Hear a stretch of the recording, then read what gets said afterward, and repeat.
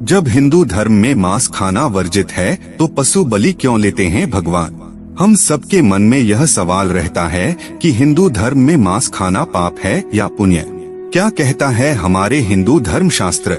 इसका मुख्य कारण यह है कि लोगों को धर्म शास्त्र में वर्णित ज्ञान का ना होना।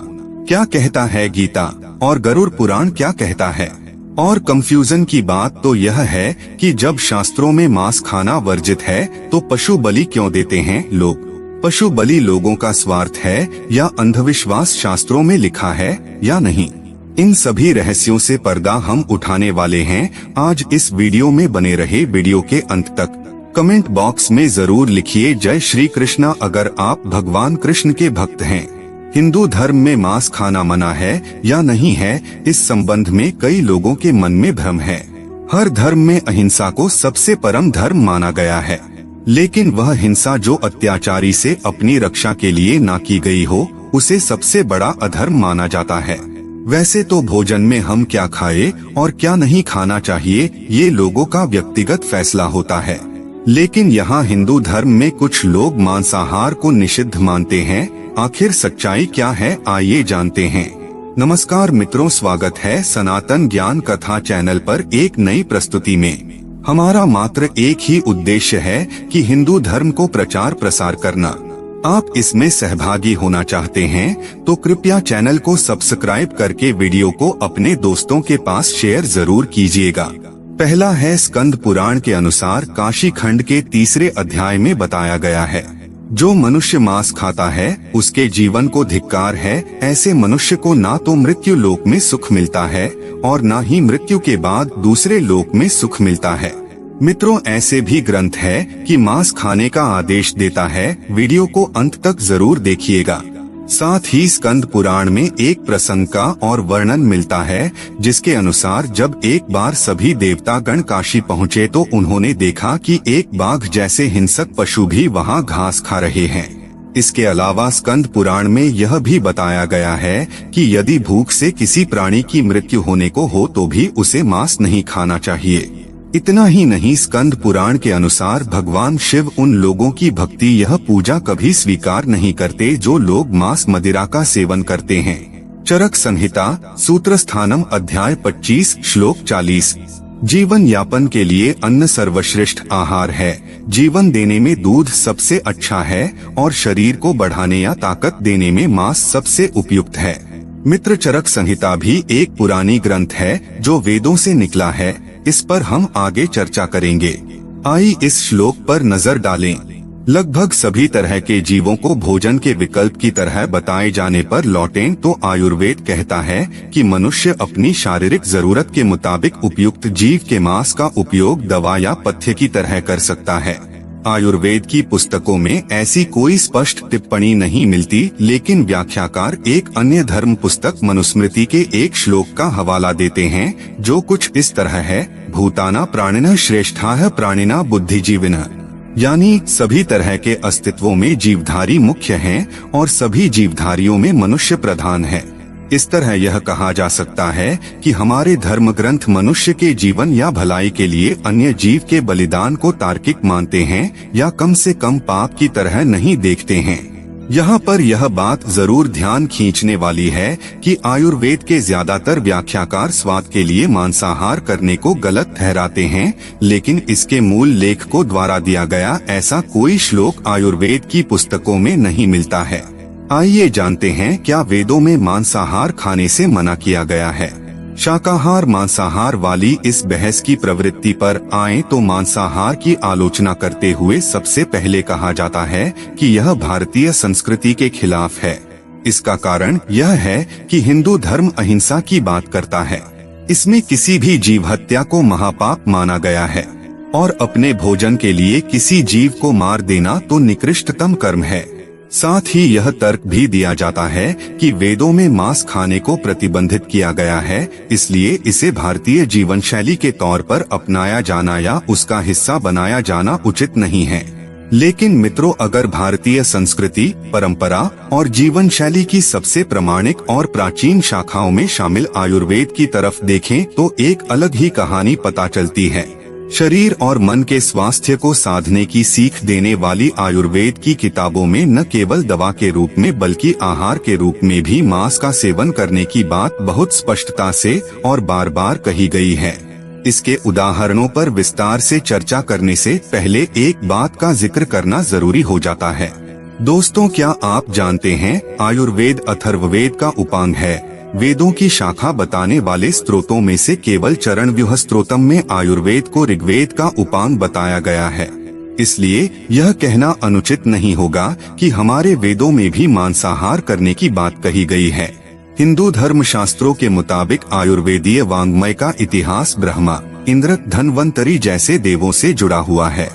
यानी भारतीय संस्कृति और सनातन धर्म में विश्वास और श्रद्धा रखने वालों को इसके हजारों साल पुराना होने पर कोई संशय नहीं होना चाहिए। आइए जानते भगवान श्री कृष्ण के अनुसार मांस एक तामसिक भोजन है जिसके सेवन से मनुष्य की बुद्धि क्षीण होने लगती है और मनुष्य अपनी इंद्रियों पर से नियंत्रण खो देता है। उसके बाद मनुष्य ना चाहते हुए भी कई तरह के अपराधों का भागी बन जाता है और ऐसा मनुष्य जब मेरी पूजा करता है या मुझे याद करता है तो मैं उसके पास नहीं जाता हूँ, क्योंकि मनुष्य अपने बस में नहीं रहता है। गीता के अनुसार कहते हैं कि मांसाहारी भोजन राक्षसों के लिए है, न कि इंसानों के लिए। भगवत गीता में भगवान श्री कृष्ण ने आहार को 3 भागों में विभाजित किया गया है, जो कि राजसिक, तामसिक और सात्विक भोजन है। जिसके अनुसार सात्विक भोजन लंबी आयु देने वाला, मन को शुद्ध करने वाला, बल बुद्धि प्राप्त और तृप्ति प्रदान करने वाला है।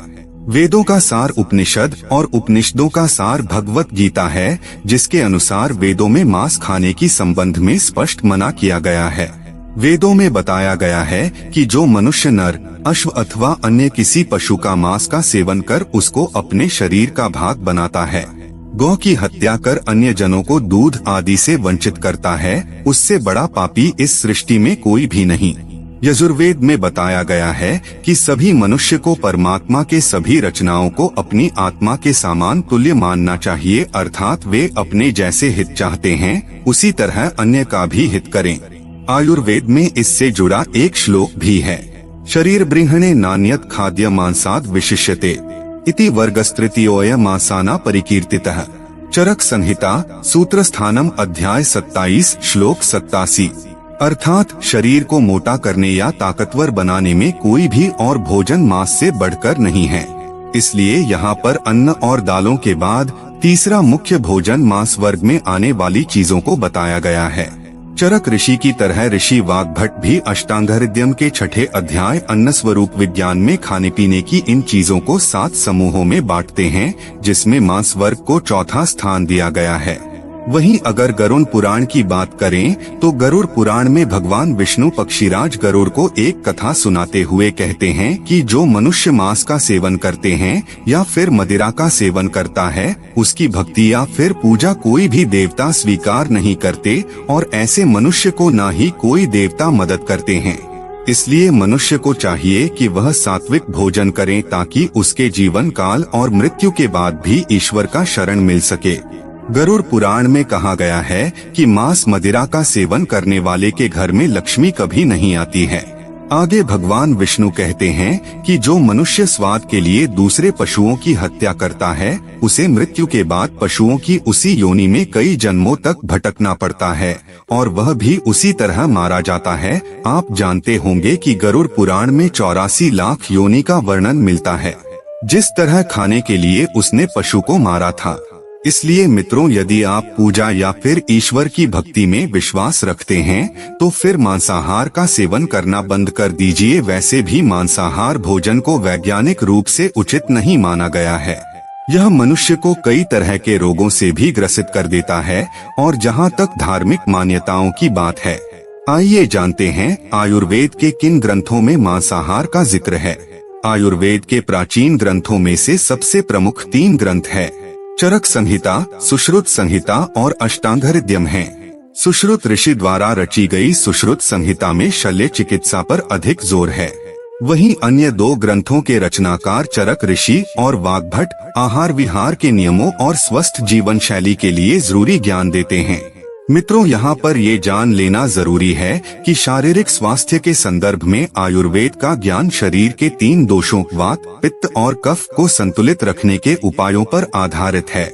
वहीं मानसिक स्वास्थ्य का आकलन इस बात से किया जाता है कि मन के 3 गुणों सत, रज और तम में से रज और तम गुण कम हो और सतोगुण प्रभावी हो। एक लाइन में इन गुणों का समझें तो रजोगुण को आसक्ति से, तमोगुण को आलस्य से और सत्वगुण को आत्मज्ञान से जोड़कर देखा जाता है।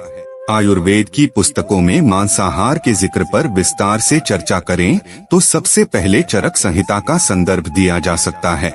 चरक संहिता के 27वें अध्याय में अन्नपान की व्याख्या की गई है। यानी यह अध्याय बताता है कि हमारे आहार द्रव्यों, भोजन या डाइट में क्या क्या शामिल होना चाहिए। इन आहार द्रव्यों को 12 वर्गों में बांटा गया है। शमी धान्य वर्ग दालें, शुक धान्य वर्ग अनाज, मांस वर्ग शाक वर्ग, फल वर्ग, हरित वर्ग सलाद, मध्य वर्ग जल वर्ग, दुग्ध वर्ग, इक्षु वर्ग, गुड़, शक्कर, शहद, कृतान्न वर्ग, सूप, सत्तू वगैरह, आहारोपयोगी वर्ग, मसाले। अगर इनके क्रम पर ध्यान दें तो मांसाहार तीसरे नंबर पर आता है। इससे जुड़ा श्लोक कुछ इस तरह है। सूक्ष्म 20 पकवान मांस शाक फल औषध है। अष्टांग हृदयम सूत्र स्थानम अध्याय 6 श्लोक 172। इन पुस्तकों में मांसाहार का यह जिक्र मांस का सेवन करने तक सीमित नहीं है। ये अलग अलग तरह के मांस को खाने का शरीर और मन पर क्या असर पड़ता है, इस पर भी विस्तार से बात करती हैं। चरक संहिता के उत्तर भाग चिकित्सा स्थान में अनेक बीमारियों के इलाज पर बात की गई है। इसमें अनगिनत रोगों के इलाज के लिए पथ्य के रूप में किस जीव का मांस किस तरह से पकाकर खाना है, इसकी भी जानकारी दी गई है। यह जानना दिलचस्प लग सकता है कि आयुर्वेद में 8 प्रकार के मांस का वर्णन किया गया है। इनका वर्गीकरण इन नामों से किया गया है: मृग, विष्किर, प्रतुद, बिलेशय, प्रसह, महामृग, जलचर पक्षी और मत्स्य वर्ग। मृग और प्रसह समूह में जहां हिरण, मोर, सांभर, बकरा, मुर्गा, खरगोश, भेड़ वगैरह आते हैं, वहीं विष्किर और प्रतुद समूह में तीतर, गाय, कबूतर, गौरिया समेत कई तरह के पक्षी शामिल हैं। छोटे जीवों के समूह की बात करें तो वे बिलेशय कहे जाते हैं। इनमें बिल में रहने वाले जीव चूहा, सांप वगैरह शामिल हैं। जलचर पक्षियों में हंस, झींगे, बगुले वगैरह आते हैं तो मत्स्य वर्ग में तमाम तरह की मछलियां, सारस, शैवाल और कछुए सम्मिलित हैं। हाथी वगैरह को शामिल कर लेता है। इन सबसे अलग महामृग समूह बड़े जीवों जैसे सुअर, भैंसा। आपने यह समझ चुके होंगे कि कुछ ग्रंथ हमें इजाजत देते हैं कि मांस खाना है और कुछ वेद पुराण है जो हमें इजाजत नहीं देती है। वह आपके ऊपर निर्भर करता है। अब आइए जानते हैं वेद और पुराण के अनुसार कैसे आया बलि प्रथा। किस ग्रंथ में लिखा है किसी जीव जंतुओं का बलि देना, आइए जानते हैं। सवाल यह उठता है कि क्या बलि प्रथा हिंदू धर्म का हिस्सा है। देवताओं को प्रसन्न करने के लिए बलि का प्रयोग किया जाता है। बलि प्रथा के अंतर्गत बकरा, मुर्गा या भैंसे इत्यादि बलि दिए जाने का प्रचलन है। हिंदू धर्म में खासकर मां काली और काल भैरव को बलि चढ़ाई जाती है। उन्हें बलि चढ़ाने के लिए कई तरह के तर्क दिए जाते हैं। हजारों वर्षों से चली आ रही परंपराओं के कारण हिंदू धर्म में कई ऐसी अंतर्विरोधी और विरोधाभासी विचारधाराओं का समावेश हो चला है जो स्थानीय संस्कृति और परंपरा की देन है। हिंदू धर्म और अनेक धर्म ऐसे हैं जिनमें पशुबलि की प्रथा समर्थन पाए हुए हैं। ऐसे लोग यह क्यों नहीं सोचते कि हमारे देवताओं एवं ऋषियों ने जिस विश्व कल्याणकारी धर्म का ढांचा इतने उच्च कोटि के आदर्शों द्वारा निर्मित का है, जिनके पालन करने से मनुष्य देवता बन सकता है।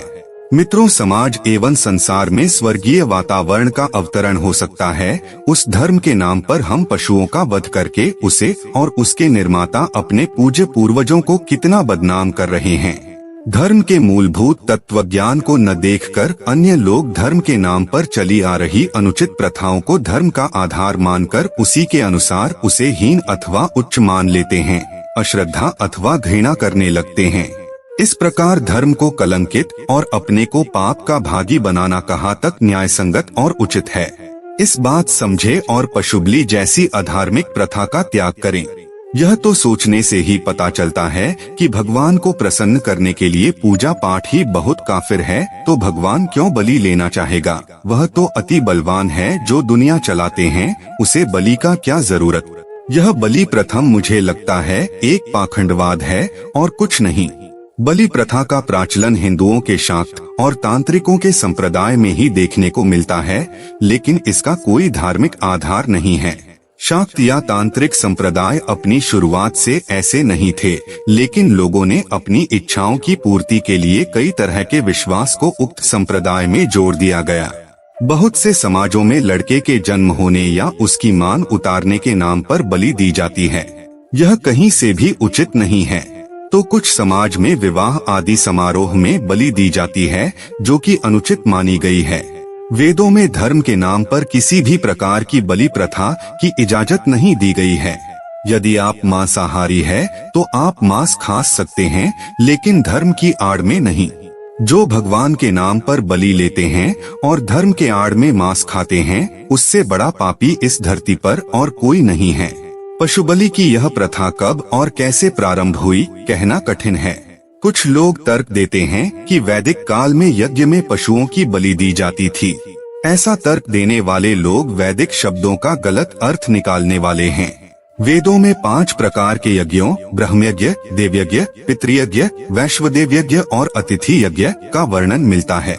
हिंदू धर्म में सर्वत्र निर्दोषों के प्रति अहिंसा बरतने का ही प्रतिपादन किया गया है और सर्वत्र हिंसा का निषेध।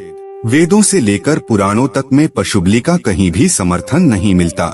जो लोग देवता पर चढ़ाने अथवा यज्ञ के बहाने पशुओं का वध करते हैं, वे निर्दयी घोर दुर्गति को प्राप्त होते हैं। यूपन छित्वा पशून हत्वा कृत्वा रुधिर कर्दमम यद्येव गमयते स्वर्गे नरके केन गमयते। यूप को काट कर, पशुओं को मारकर और रक्त की कीचड़ फैलाकर यदि कोई स्वर्ग जाता है तो नरक कौन जाएगा? देव यज्ञ पितृ श्राद्धे तथा मांगल्य कर्मणि तस्यैव नरके वासो। यह कुज्जिब घातन मद व्याजेन पशून हत्वा यो यज्ञेन सह बंशुमिय तग्गान्न लोम संख्या दैरक्षिपत्र बने बसेत आत्मपुत्र कलमादि सुसंपत्ति कुलेक्षया। यो दुरात्मा पशून हन्यात आत्माहीन घात्येत। देव यज्ञ, पितृ श्राद्ध और अन्य कल्याणकारी कार्यों में जो व्यक्ति जीव हिंसा करता है, वह नरक में जाता है। इसी तरह जो मनुष्य आत्मा, स्त्री, पुत्र, लक्ष्मी और कुल की इच्छा से पशुओं की हिंसा करता है, वह स्वयं अपना नाश करता है। हमारा आज का यह जानकारी कैसा लगा, कमेंट करके अवश्य बताइएगा।